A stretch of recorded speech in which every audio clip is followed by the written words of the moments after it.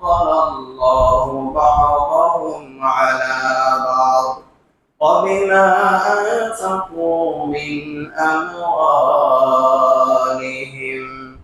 وقال تعالى في شأن رسوله: إن الله وملائكته يصلون على النبي يا أيها الذين آمنوا صلوا عليه وسلموا تسليما.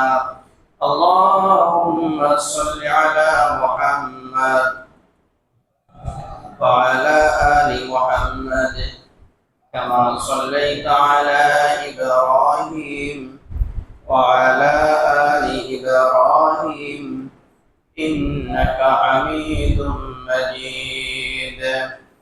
اللهم بارك على محمد وعلى آل محمد كما باركت على إبراهيم وعلى آل إبراهيم إنك حميد مجيد. الحمد لله। আল্লাহ সুবহানাহু ওয়া তাআলার দরবারে অসংখ্য অগণিত শুকর আদায় করছি যে মহান রব্বুল ইজ্জত ওয়াল জালাল আমাদেরকে শারীরিকভাবে সুস্থ থেকে দুনিয়ার সমস্ত ফিতনা ফাসাদ থেকে মুক্ত করে প্রতি সপ্তাহের ন্যায় এই সপ্তাহেও মসজিদে এসে জুমার সালাত আদায়ের জন্য বসা এবং কোরআন ও হাদিস থেকে কিছু কথা বলা ও শোনার তৌফিক যে মহান রব্বুল আলামিন আমাদেরকে দান করলেন, সেই মহান সত্তার দরবারে কালিমাতুশ শুকর আদায় করছি আলহামদুলিল্লাহ। সম্মানিত ভাইয়েরা, ইসলাম প্রতিটি মানুষের ন্যায্য অধিকার প্রতিষ্ঠিত করেছে, নাকি সমান অধিকার? ন্যায্য অধিকার, যার যতটুকু দরকার তার ততটুকু ন্যায্য অধিকার ইসলাম দিয়েছে।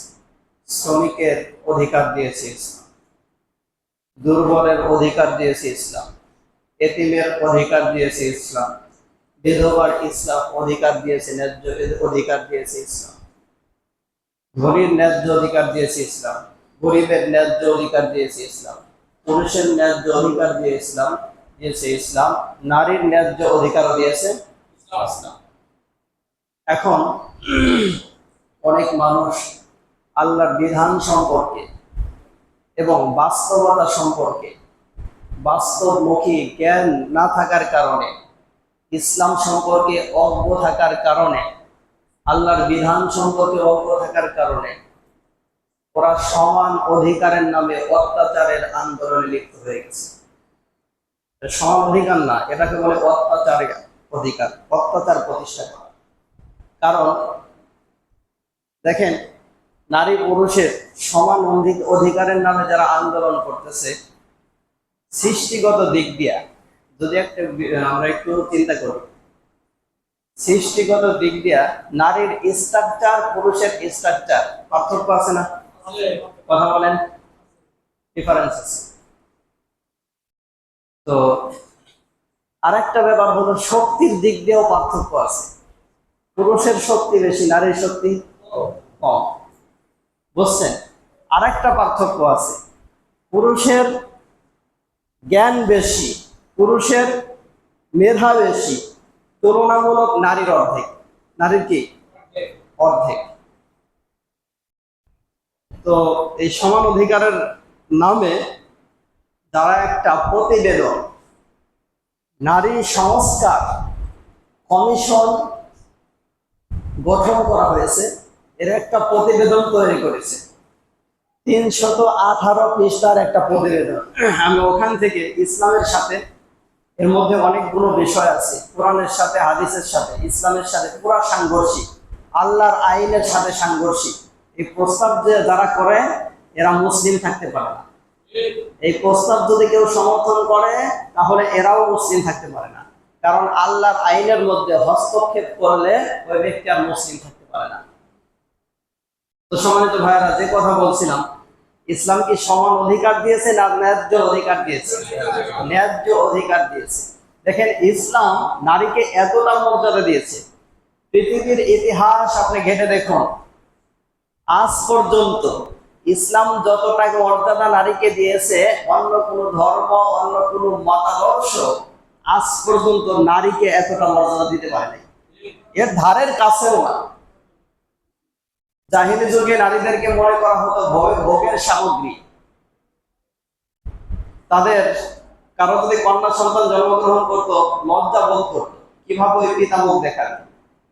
দুনিয়াতে কন্যা সন্তান আসলে তাদেরকে জীবিত পুঁতে ফেলা হতো।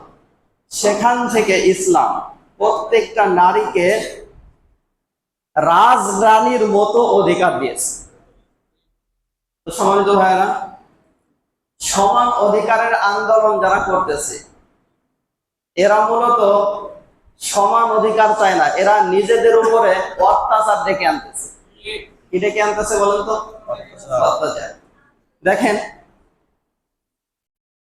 তো ইসলাম পুরুষকে, নারীদের অভিভাবক হবে পুরুষ। নারীদের অভিভাবক কারা? কথা বলেন তো, কারা? পুরুষ। তো আল্লাহ সুবহানাহু ওয়া তাআলা সূরা নিসার 34 নম্বর আয়াতের মধ্যে বলেছেন, আর রিজালু কাওয়ামুনা আলান নিসা, পুরুষরা হলো নারীদের অভিভাবক। তারপরে বিমা ফাদ্দালাল্লাহ, যেহেতু আল্লাহ তাআলা এদের মধ্যে, নারী পুরুষের মধ্যে একের উপরে অন্যদের অধিকার মর্যাদা বাড়িয়ে দিয়েছেন, মর্যাদা আল্লাহ রাব্বুল আলামিন বাড়িয়ে দিয়েছেন। অবিমা আনফাকু মিন আমওয়ালিহিম, পুরুষরা নারীদের উপরে খরচ করবে। কি করবে? তাহলে দেখেন, এই যে এদের উদ্দেশ্য হলো, এই নারী কমিশন, তথাকথিত নারী কমিশন গঠিত হলো নারী সংস্কারের নামে, নারী অধিকার সংস্কারের নামে। দেখেন, এদের উদ্দেশ্য হলো, এক নাম্বার, আমি 9টি পয়েন্ট আপনাদেরকে শোনাবো, যেগুলা কোরআন সুন্নাহর সাথে পুরো সাংঘর্ষিক। এর মধ্যে একটি হলো আপনার পিতার সম্পত্তিতে ছেলে মেয়ে সমান অধিকারের দাবি এরা তুলেছে। ছেলে মেয়ে সমান অধিকার। আচ্ছা, ছেলে মেয়ে, আমাদের যে ইসলামী আইন আছে, আল্লাহর কোরআনের বিধান আছে, আমাদের সম্পত্তি মুসলিম ইসলামী আইনে যেভাবে বন্টন করা হয়, ছেলেরা যা পায় মেয়েরা তার অর্ধেক পায়। এখন এরা চাচ্ছে যে ছেলেরা অর্ধেক পাবে, মেয়েরাও অর্ধেক পাবে। এভাবে যদি বন্টন করা হয়, এক নাম্বার আল্লাহর আইনের মধ্যে হস্তক্ষেপ করার মাধ্যমে কুফরি করা হয়। কি করা হয়? 2 নাম্বার ব্যাপার, পুরুষের উপরে অত্যাচার করা হয়। সেটা কেমনে? সেটা এইভাবে, একটা কন্যা সন্তান যখন জন্মগ্রহণ করে, এই কন্যা সন্তান লালন পালন করা, ভরণ পোষণ করা, বিবাহ দেওয়ার আগ পর্যন্ত পিতার দায়িত্ব। কার দায়িত্ব? পিতার দায়িত্ব। আর একটা পুত্র সন্তান যখন জন্মগ্রহণ করে, বালেগ হওয়ার আগ পর্যন্ত তার ভরণ পোষণ করা পিতার দায়িত্ব। আর মেয়েরটা বুঝতে পারছেন, মেয়ের কোন পর্যন্ত? বিবাহ দেওয়ার আগ পর্যন্ত। বিবাহ পর্যন্ত কার দায়িত্ব? বিবাহ দেওয়াও কার দায়িত্ব? বাবার দায়িত্ব। আর পুত্র সন্তানের ক্ষেত্রে বালেগ হওয়া পর্যন্ত। তাহলে এখানে নারীর অধিকার ইসলাম কি করছে? ন্যায্য অধিকার দিচ্ছে। ছেলের চেয়ে এখানে হক, মেয়েকে কি দেওয়া হয়েছে? বেশি দেওয়া হয়েছে। তারপরে মেয়ের বিবাহ শাদী হলো, বিবাহের সময় স্বামীর থেকে দেনমোহর পেল, মেয়ের কি কোনো খরচ আছে? বিবাহের খরচ কার? বাবার। বিবাহের খরচ খরচ করে বিবাহ দিল কে? বাবা। এরপরে স্বামীর থেকে দেনমোহর পেল কে? ওই দিক দিয়ে একটু চিন্তা করেন ঠান্ডা মাথায়, পুত্র সন্তান বালেগ হয়ে গেছে মানে এরপরে আর পিতার উপরে কোনো হক নাই। বুঝতে পারছেন? আর মেয়ে বালেগ হওয়ার পরেও, বালেগা হওয়ার পরেও পিতার উপরে কি আছে? হক আছে। কোন পর্যন্ত? বিবাহ পর্যন্ত। এখন আসেন, মেয়ের বিবাহ হলো, মেয়ের কিন্তু কোনো খরচ নেই। মেয়ের কি নাই? কোনো খরচ নাই। মেয়ের বিবাহ হলো, স্বামী তাকে দেনমোহর দিল, ওখানে পাইছে কি পায় নাই? এবার আসেন, আপনি বলতে পারেন যে স্বামী মারা গেল, স্বামী মারা যাওয়ার পরে আবার দায় দায়িত্ব চলে আসতেছে। না, বোঝেন নাই। আপনার সন্তানের উপরে, বড় ছেলের উপরে। এখন ছেলেও নাই, তাহলে বাবার বাড়িতে চলে আসতেছে। দায় দায়িত্ব কার? বাবা। খরচ কার? বাবা। বাবাও নাই, ভাই আছে, খরচ করবে ভাই। কে খরচ করবে? তাহলে নারী কোন খরচ আছে? কথা বলেন। আবার স্বামীর সংসার করতেছে, ইনকাম ভরণ পোষণ টোটালটা করবে কে? স্বামী নাকি স্ত্রী? শরীয়ত উপার্জন করার অধিকার দিয়েছে স্বামীকে। এখন অনেকে বলতে পারেন যে তাহলে স্ত্রীরা চাকরি করে। যেই ফ্যামিলিতে, আমি বলতেছি, একটা ফ্যামিলি সুস্থ থাকার জন্য, একটা ফ্যামিলি সুস্থ থাকার জন্য দুই জায়গায় কাজ করতে হয়। একটা হলো পুরুষ বাহিরে কাজ করবে, মহিলা হোম মিনিস্টার। বুঝতে পারছেন? মহিলা কি? আরে মহিলাদেরকে ইসলাম বন্দী করে রাখেনি, আমি বলেছি রাজনারীর স্থানে ইসলাম তাকে বসায় দিছে। তো যেই ফ্যামিলিতে দেখবেন পুরুষও চাকরি করে, মহিলাও চাকরি করে, ওই ফ্যামিলিতে দ্বন্দ্ব বেশি। কি বেশি? ওই ফ্যামিলিতে অশান্তি বেশি। কারণ হোম মিনিস্টারের দরকার আছে কি নাই? চেয়ারম্যান এবং ভাইস চেয়ারম্যানের দরকার আছে কি নাই? তো পুরুষ বাহিরে কাজ করবে, উপার্জন করবে, আর মহিলা ফ্যামিলি কন্ট্রোল করবে। বোঝেন নাই? এখন এক জায়গা থেকে যদি আরেকজন, এক স্থান থেকে যদি আরেকজন সরে যায়, তাহলে অশান্তি চলে আসবে। কি চলে আসবে? অশান্তি চলে আসবে। তো সম্মানিত ভাইয়েরা, বাহিরে কাজ করা কঠিন না ভিতরে কাজ করা কঠিন? অর্থ উপার্জন করা অনেক কঠিন, ঠিক না? খুব কঠিন। তো দেখেন, পুরুষরা উপার্জন করে এনে খরচ করবে কাদের উপরে? নারীদের উপরে খরচ করবে। তো সম্মানিত ভাইরা, একটু ঠান্ডা মাথায় বিষয়গুলো বোঝার চেষ্টা করেন। তাহলে মহিলার কোনো খরচ নাই। কি নাই? খরচ নাই। এবার আসেন, মহিলা যদি তালাক প্রাপ্ত হয় অথবা স্বামী মারা যায়, পিতা দেখাশোনা করতেছে, পিতা নাই, বড় ভাই দেখাশোনা করতেছে, ঠিক না? তাহলে দায় দায়িত্ব নিল কে? ভাই। এখন আসেন, ও দেনমোহর পেল, ওর একটা টাকাও জীবনে খরচ নাই। আবার অন্য দিক দিয়ে যদি আমরা একটু তাকাই, তাহলে যে পুরুষটা, সে পিতার সম্পত্তি মহিলার তুলনায় ডাবল পেল। কি পেল?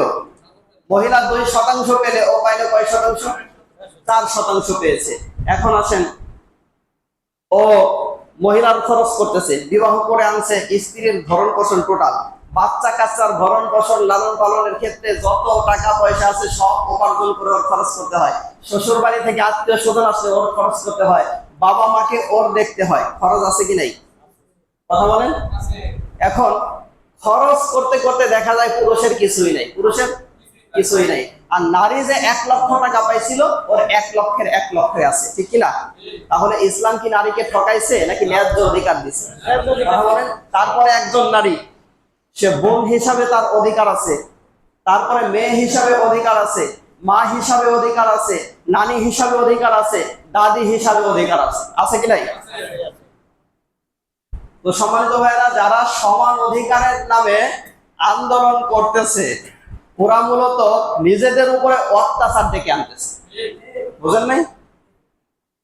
তো এখন আসেন, সমান অধিকারের আন্দোলন করা এটা সম্পূর্ণ কুফরি একটা আন্দোলন। এটা কি আন্দোলন? কুফরি আন্দোলন। তো এখন আমি আপনাদেরকে যে তথাকথিত নারী সংস্কারের নামে যে কমিশন গঠন করা হয়েছে, এখানে যে 318 পেজের একটা প্রতিবেদন প্রধান উপদেষ্টার কাছে পাঠানো হয়েছে। তো এখান থেকে আমি আপনাদেরকে একটা পয়েন্ট শোনালাম। এটা পুরোপুরি কোরআনের সাথে সাংঘর্ষিক এবং কুফরি মতবাদ। বুঝতে পারছেন? 2 নম্বর বিষয় হলো বহু বিবাহ রোধ। বহু বিবাহ প্রথা বিলুপ্ত করার জন্য এরা আবেদন করেছে এখানে। এখন আমি আপনাদেরকে বলি, বহু বিবাহ করা এটা কি আমাদের বানানো বিষয় নাকি আল্লাহর বিধান? পুরুষের জন্য বহু বিবাহ করা, একাধিক বিবাহের অনুমতি দিয়েছেন কে? আল্লাহ রাব্বুল আলামিন দিয়েছেন। সূরা নিসার মধ্যে আল্লাহ তাআলা বলেন, ফানকিহু মা তাবা লাকুম মিনান নিসাই মাসনা ওয়া সুলাসা ওয়া রুবা। তোমরা নারীদের মধ্যে যাকে তোমাদের পছন্দ হয় বিবাহ করো, 2 2 3 3 4 4। বুঝতে পারছেন? এখন আসেন, আপনি হয়তো প্রশ্ন করতে পারেন, যদিও এক বাক্যে আল্লাহর বিধানকে মেনে নেওয়ার নাম হলো ঈমান, বিনা শর্তে বুঝে আসুক আর নাই আসুক, এটার নাম কি? ঈমান। তারপরে ইসলামের প্রত্যেকটা বিধিবিধানের মধ্যে মানব জীবনে কল্যাণ আছে। এমন একটা বিধান দেখাতে পারবেন না যেটার মধ্যে মানব জীবনে কল্যাণ নাই। প্রত্যেকটা বিধানই মানুষের জীবনে কি আছে? কথা বলেন, কি আছে? কল্যাণ আছে। তো এখন আসেন, ওরা বহু বিবাহ রোধ করার জন্য, বহু বিবাহের প্রথা এটা বন্ধ করার জন্য প্রধান উপদেষ্টার কাছে আবেদন জানিয়েছে। তো বহু বিবাহ করা এই বিধানটা কার? পুরুষের জন্য। কথা বলেন তো কার? আল্লাহর বিধান। তো এখন আসেন, জন্মগত দিক দিয়ে আমরা যদি একটা হিসাব করি, সেটা হলো নারীর জন্ম বেশি, নারীর জন্ম বেশি, পুরুষের জন্ম কম। এবং তুলনামূলক ভাবে পুরুষের তুলনায়, নারীর তুলনায় পুরুষ বেশি মৃত্যুবরণ করে। বুঝেন নাই? রোড অ্যাক্সিডেন্টে বেশি মারা যায় কারা? যুদ্ধের ময়দানে বেশি মারা যায় কারা? পুরুষ। কিন্তু জন্ম এদের কম। নারীর তুলনায় কি? নারীর তুলনায় পুরুষের জন্ম বেশি। মাথা ঠিক আছে? নারীর তুলনায় পুরুষের জন্ম কম।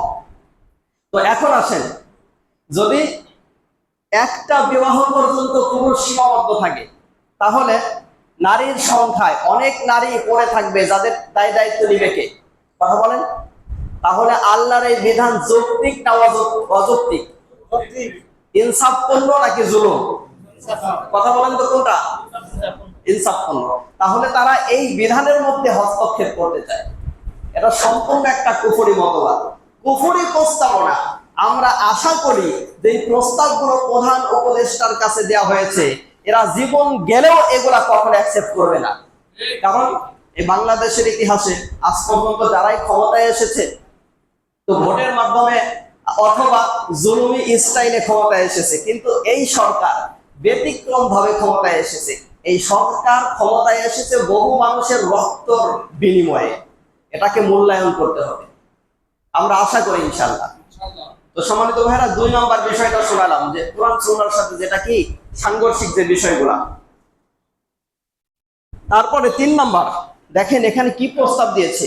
এই মেয়েগুলা তো উচ্চ শিক্ষিতা এবং এদেরকে নাড়াচাড়া দিচ্ছে, আপনি হিসাব করে দেখেন, পশ্চিমা বিশ্বের কিছু কুলাঙ্গাররা এবং ভারত থেকে আমদানি করা সংস্কৃতি এদের ভিতরে ঢুকায় দেয়া ইসলামকে এরা বাংলার জমিন থেকে বিলুপ্ত করার চেষ্টায় লিপ্ত আছে।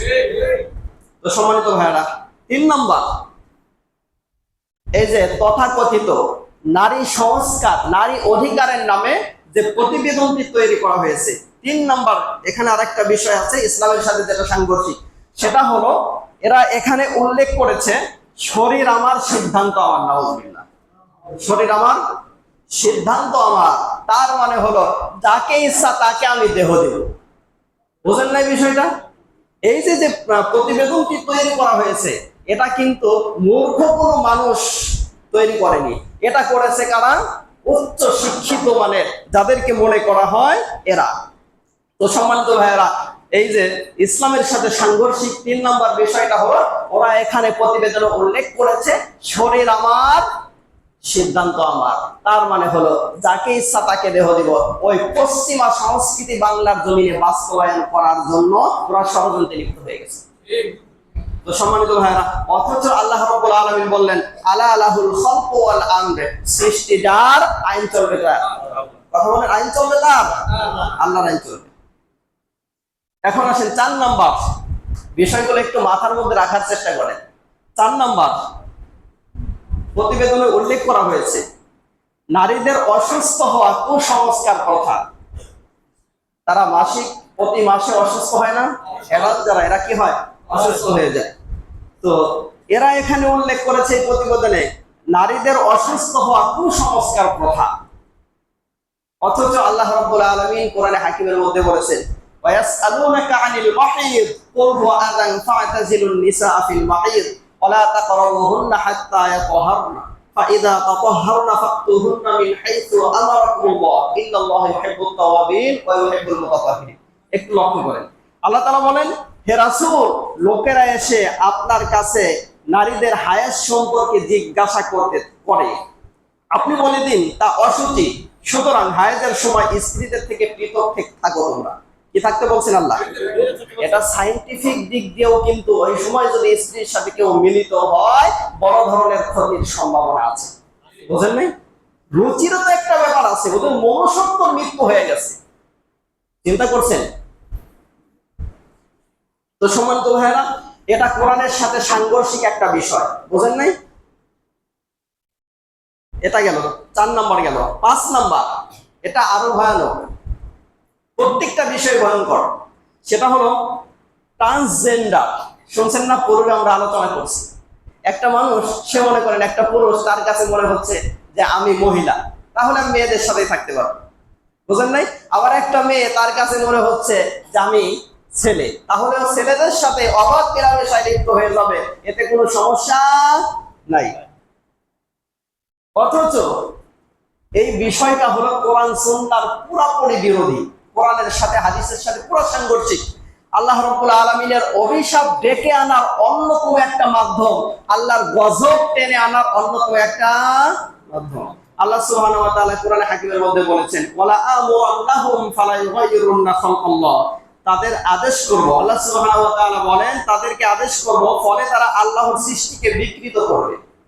তাহলে এর মাধ্যমে ট্রান্সজেন্ডার মতবাদ কায়েমের মাধ্যমে আল্লাহর অভিশাপ, আল্লাহর গজব টেনে আনা হয়, আল্লাহর সৃষ্টিকে বিকৃত করা হয়। কি করা হয়? বিকৃত করা হয়। আর এদের উপরে বিশ্বনবী সাল্লাল্লাহু আলাইহি ওয়াসাল্লাম নিজে অভিশাপ করেছেন, লাআনা রাসূলুল্লাহ সাল্লাল্লাহু আলাইহি ওয়াসাল্লাম আল মুতাশাব্বিহিনা মিনার রিজালি বিন নিসা ওয়াল মুতাশাব্বিহাতি মিনান নিসাই বির রিজাল। রাসূলুল্লাহ সাল্লাল্লাহু আলাইহি ওয়াসাল্লাম ওই সমস্ত পুরুষকে লানত করেছেন যারা নারীর বেশ ধারণ করে। কার বেশ? নারীর বেশ ধারণ করে। এই যে গত পরশুদিন দেখছিলাম একটা ছেলে, ও চুল টুল বড় রেখে পুরা নারীর ড্রেস পরে মিডিয়ার সামনে আসছে। ওর কাছে এটা ভালো লাগে। কি লাগে? কথা বলেন, কি লাগে? ভালো লাগে। আবার অনেক মেয়েদেরকে দেখা যায় যে পুরুষরা যে ড্রেস পরে সেই ড্রেসও পরে, কারণ ওর কাছে এটা কি লাগে? ভালো লাগে। দুনিয়াতে যদি কেউ অভিশপ্ত মানুষ দেখতে চায়, তাহলে তারা যেন এদের দিকে তাকায়। কাদের দিকে? বিশ্বনবী সাল্লাল্লাহু আলাইহি ওয়াসাল্লাম নিজে অভিশাপ করেছেন ওই সমস্ত পুরুষের জন্য। অভিশপ্ত পুরুষগুলা যারা নারীর বেশ ধারণ করে, এবং ওই সমস্ত নারীর উপর আল্লাহর অভিশাপ যারা পুরুষের বেশ ধারণ করে। তাহলে এই বিষয়টাও পুরা কোরআন সুন্নাহর সাথে সাংঘর্ষিক। কয়টা বললাম? 5টি বলেছি। হ্যাঁ, 6 নম্বর, এটাও কান খাড়া করে শুনেন। বিবাহ বিচ্ছেদ ইত্যাদি ক্ষেত্রে নারী পুরুষের সমান অধিকার। তার মানে শরীয়ত শুধুমাত্র তালাক দেওয়ার পারমিশন কাকে দিয়েছে? আওয়াজ দেন তো, কাকে দিছে? পুরুষকে দিছে। কিন্তু মহিলারা এরা দাবি করতেছে যে তালাক দেওয়ার ক্ষেত্রে, বিবাহ বিচ্ছেদের ক্ষেত্রে নারী পুরুষের সমান অধিকার বাস্তবায়ন করতে হবে। তাহলে এখন আসুন, নারীদেরকে যদি পুরুষের মতো এরকমের সমান অধিকার তালাক দেওয়ার ক্ষেত্রে, বিবাহ বিচ্ছেদের ক্ষেত্রে দেওয়া হয়, ফ্যামিলি টিকবে কয়টা? শতকরা কথা বলেন। এমনি ভাল লাগে না, এমনি স্বামীর সাথে একটু কথা কাটাকাটি লাগছে, আর সব ফেলে বাপের বাড়ি চলে যায়, আছে কি নাই? এক কথা বলেন, আছে না? এক ব্যক্তি দেখি, চেহারাটা বলেন, গত বছরের ঘটনা। কি ব্যাপার ভাই, আপনার চেহারাটা বলেন কেন? বলতেছে, হুজুর দুপুরে খাবার খাইনি, রাতে খাবো কিনা বলতে পারতেছি না। কেন? বাড়িতে রান্না হয়নি। আপনার ভাবি চলে গেছে বাবার বাড়ি। আজকে 12-13 বছর যাবৎ সংসার করতেছি, একটা কথা বললেই, আমার মতের অমিল হলেই গাঁটটি গুটে গোল করে সব দরবারে, আছে কি নাই? কথা বলেন তো। তাহলে যদি এক্ষেত্রে বিবাহ বিচ্ছেদের ক্ষেত্রে, তালাকের ক্ষেত্রে নারীদেরকে সমান অধিকার দেওয়া হয়, শতকরা 60% ফ্যামিলি বিচ্ছেদ হয়ে যাবে, সংসার কি হয়ে যাবে? ধ্বংস হয়ে যাবে। তারপরেও কিন্তু ইসলাম কিন্তু দেখেন বিবাহ বিচ্ছেদের পক্ষে না, বিবাহ বিচ্ছেদের পক্ষে না, নিরুৎসাহিত করা হয়েছে সবচাইতে যে বিষয়টাকে, সেটা কি? বিবাহ বিচ্ছেদ। তো সম্মানিত ভাইরা, অথচ এই কোরআনে হাকিমের মধ্যে আল্লাহ রাব্বুল আলামিন উল্লেখ করেছেন যে পুরুষরা হলো নারীদের অভিভাবক, কারণ তারা তাদের নারীদের পেছনে কি করে? খরচ করে, আর পুরুষদের মর্যাদা নারীদের তুলনায়, স্বামী স্ত্রীদের তুলনায় স্বামীদের মর্যাদা আল্লাহ রাব্বুল আলামিন এক ধাপ বাড়িয়ে দিয়েছে। বুঝেন নাই? সুতরাং তালাক দিতে পারবে কারা? পুরুষরা। কিন্তু তালাক দেওয়ার পারমিশন দেওয়া হয় নাই, তাই তো অনেক সময় শোনা যায় স্ত্রীর ডিভোর্স লেটার পাঠায় দিছে, আছে কি নাই? আর স্বামীর শুধু বাকি আছে কোনটা? সই করা বাকি আছে। আর যদি সমান অধিকার দেওয়া যায় তাহলে কি হবে? তো সম্মানিত ভাইরা, কয় নাম্বারটা শোনাইলাম আপনাদেরকে? হ্যাঁ, 6 নাম্বার। 7 নাম্বার, এটা দেখেন আরেকটা ভয়ঙ্কর পয়েন্ট, সেটা হলো দত্তক শিশুকে গর্ভজাত শিশুর ন্যায় বিধান করা। বুঝেন নাই? আপনি একটা সন্তানকে পালতেছেন, লালন পালন করতেছেন, এখন ওই সন্তান কি আপনার সম্পত্তিতে ওর হক আছে? কথা বলেন, আছে? নাই, অধিকার নেই। পালক সন্তান আর আপন সন্তান কি হয় না? বুঝেন নাই বিষয়টা? আপনার আপন সন্তান আর পালক সন্তান কি না? সমান না। আপনার আপন সন্তান, আপনার যেটা অরিজিনাল সন্তান, আপনার সম্পত্তিতে ওর কি আছে? হক আছে। কিন্তু পালক সন্তানের কি নাই? হক নাই। এরা এই দাবি উত্থাপন করতেছে যে পালক সন্তানকেও যেন আপনার জন্ম দেয়া যে সন্তান, ওই সন্তানের মতো অধিকার তার সম্পদে সাব্যস্ত করা হয়। অথচ এটা কোরআন বিরোধী একটা বিষয়। আল্লাহ রাব্বুল আলামিন স্পষ্টভাবে সূরা আহজাবের মধ্যে উল্লেখ করেছেন, যেটা কোরআনের সাথে সম্পূর্ণ কি? কথা বলেন, কোরআনের সাথে সাংঘর্ষিক। ওমা জাআলা আদিয়াকুম আবনাআকুম যালিকুম কাওলুকুম বিআফওয়াহিকুম ওয়াল্লাহু ইয়াকুলুল হাক্কা ওয়া হুয়া ইয়াহদিস সাবিল। সূরা আহজাবের এই আয়াতের সাথে পুরো সাংঘর্ষিক। এমনি আপনাকে একজন বাপ ডাকলো আর সে আপনার সম্পদে কি হয়ে গেল? অরিজিনাল হয়ে গেল। এটা বেইনসাফি। এটা কি? বেইনসাফি এবং পুরা কোরআনের সাথে সাংঘর্ষিক একটা ব্যাপার। তো সম্মানিত ভাইরা, কয়টা পয়েন্ট শোনাইলাম? 7টা পয়েন্ট আপনাদেরকে শোনালাম। এখন আসেন 8 নাম্বার। এটা আরো ভয়ঙ্কর। শ্রম আইনে যৌন কর্মীদেরকে শ্রমিক হিসাবে স্বীকৃতি প্রদান।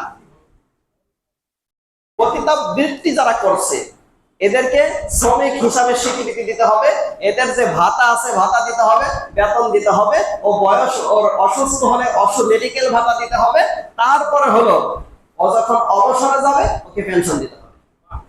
চিন্তা করছেন? আপনার ন্যূনতম রুচি এবং মনুষ্যত্ব বোধ থাকলে এই প্রস্তাব কোনো মানুষ করতে পারে? সম্মানিত ভাইয়েরা, অথচ এই বিষয়টাও পুরা কোরআনের সাথে সাংঘর্ষিক। যাদেরকে ইসলাম বেবিচারকারীদেরকে ইসলাম আপনার পানিশমেন্টের ব্যবস্থা করেছে, শাস্তির বিধান দিয়েছে, তাদেরকে শাস্তি না দেয়া তাদেরকে পুরা বেতন ভাতা আর পেনশন দিতে হবে। চিন্তা করছেন? অথচ আল্লাহ রাব্বুল আলামিন বললেন, আয-যানিয়াতু ওয়াজ-যানি ফাজলিদু কুল্লা ওয়াহিদিন মিনহুমা মিআতা জালদা। জেনাকারিনী প্রমাণিত হয়ে গেছে, এদেরকে কি করতে হবে? 100টি করে বেতেরাঘাত করতে হবে। তাহলে কয় নাম্বারটা শোনাইলাম আপনাদেরকে? 8 নাম্বারটা। এটাও কোরআনের সাথে কি পুরা সাংঘর্ষিক। প্রত্যেকটা বিষয় কিন্তু ভয়ঙ্কর। পুরা কোরআন সুন্নাহর সাথে সাংঘর্ষিক তো বটেই, কিন্তু সামাজিক দিক দিয়েও কি ভয়ঙ্কর। এই আইনগুলো আমরা আশা করি কখনো বাংলার জমিনে মুসলমান জীবিত থাকতে বাস্তবায়িত হবে না ইনশাআল্লাহ। তারপরে একটু চিন্তা করেন, যদি এই আইনগুলো বাস্তবায়িত হয় তাহলে পারিবারিক বন্ধন কি ঠিক থাকবে? সামাজিক বন্ধন কি ঠিক থাকবে? 8 নম্বরটা শোনালাম। এখন আসেন 9 নম্বর বিষয়। কোন ধর্মীয় বিধান অনুসরণ করে সংবিধান শুরু করা যাবে না। আলহামদুলিল্লাহ। কোন ধর্মীয় বিধান অনুসরণ করে সংবিধান শুরু করা যাবে না। এটাও পুরা কোরআনের সাথে সুন্নাহর সাথে সাংঘর্ষিক। তো সম্মানিত ভাইয়েরা, তাহলে এই যে 9টি পয়েন্ট আপনাদেরকে শোনাইলাম, ওদের ভিতরে কি মনুষ্যত্ব আছে বোঝা যায়? কথা বলেন, মনুষ্যত্ব আছে? মনুষ্যত্ব নাই। তো এখন আসেন, তাহলে এই যে বিষয়গুলো আমরা শুনলাম, 9টি পয়েন্ট শুনলাম, পুরা কোরআনের সাথে ইসলামের সাথে কি সাংঘর্ষিক। এখন এই বিষয়গুলোকে সামনে রেখে হেফাজতে ইসলাম, নাম শুনছেন? নাম শুনেন নাই কারা, দেখি তো। হ্যাঁ, হ্যাঁ, ওলামায়ে কেরামের পক্ষ থেকে একটা সংগঠন তৈরি হয়েছে বাংলাদেশে, সেটা কি হেফাজতে ইসলাম।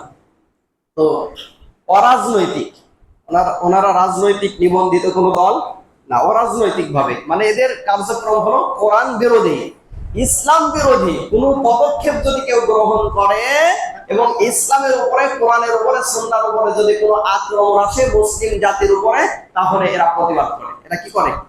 প্রতিবাদ করে। তাহলে ওই দলে শামিল থাকার তো আমাদের দরকার আছে, কি বলেন? তো সম্মানিত ভাইয়েরা, তো ওনারা এই বিষয়গুলোকে সামনে রেখে আগামীকাল কয় তারিখ, কথা বলতে, কয় তারিখ? 3রা মে। কোন মাস চলতেছে? মে মাস চলতেছে। আগামীকালকে ঢাকা সরওয়ার্দী উদ্যানে সকাল 9টা থেকে দুপুর 1টা পর্যন্ত একটা প্রোগ্রাম দিয়েছেন 5টি দাবিকে সামনে রেখে। কয়টি দাবি? 5টি দাবি। এই দাবি 5টি শোনাই শেষ করছি। 1 নম্বর হলো ফেসিবাদের আমলে দায়েরকৃত মিথ্যা মামলা প্রত্যাহার ও গণহত্যার বিচার। এটা কি যৌক্তিক না অযৌক্তিক? এটা কি ন্যায্য অধিকার না? আর আমি আপনার টের পাচ্ছি না, যার কলিজার টুকরা সন্তান চলে গেছে ও বুঝতেছে যে সন্তান কি জিনিস, বোঝেন নাই? যে একটা হাত হারাইছে সে বুঝতেছে হাত কি জিনিস, যে একটা পা হারাইছে সে বুঝতেছে পা কি জিনিস। তো সম্মানিত ভাইয়ের 1 নম্বর। 2 নম্বর হলো বহুত্ববাদের পরিবর্তে সংবিধানে আল্লাহর উপর আস্থা ও বিশ্বাস পুনর্বহাল, বিষয়টা বললাম। 3 নম্বর, নারী বিষয়ক সংস্কার কমিশনের প্রতিবেদন ও কমিশন বাতিল। এগুলা বাতিল করার দরকার আছে কি নাই? কথা বলেন তো। এইগুলা বাতিল করার জন্য আন্দোলন করবে কারা? ফেরেশতারা না আমরা? আমরা। 4 নম্বর, ভারতের মুসলমানদের নিরাপত্তা নিশ্চিতকরণের উদ্যোগ ও অক্ষ আইন বাতিল। এটা দরকার আছে কি নাই? প্রত্যেকটাই দরকার। 5 নম্বর, ফিলিস্তিন দখলদার মুক্ত করার উদ্যোগ গ্রহণ করা। এটাও দরকার আছে কি নাই? সম্মানিত ভাইয়েরা, এই 5টি দাবি সামনে রেখে আগামীকাল হেফাজতে ইসলামের পক্ষ থেকে ঢাকা সরওয়ার্দী উদ্যানে আপনার সকাল 9টা থেকে বেলা 1টা পর্যন্ত একটা প্রোগ্রাম দেওয়া হয়েছে হেফাজতে ইসলামের ব্যানারে, ওনাদের পক্ষ থেকে। তাহলে আমরা ইনশাআল্লাহ যারা যেতে পারবো যাওয়ার চেষ্টা করব। আল্লাহ আমাদের সকলকে ওই কাফেলায় শামিল হওয়ার তৌফিক দান করেন। সম্মানিত ভাইয়েরা, সংক্ষেপে 1 মিনিটের মধ্যে আমাদের বাইতুল নূর জামে মসজিদের কেশিয়ার সাহেব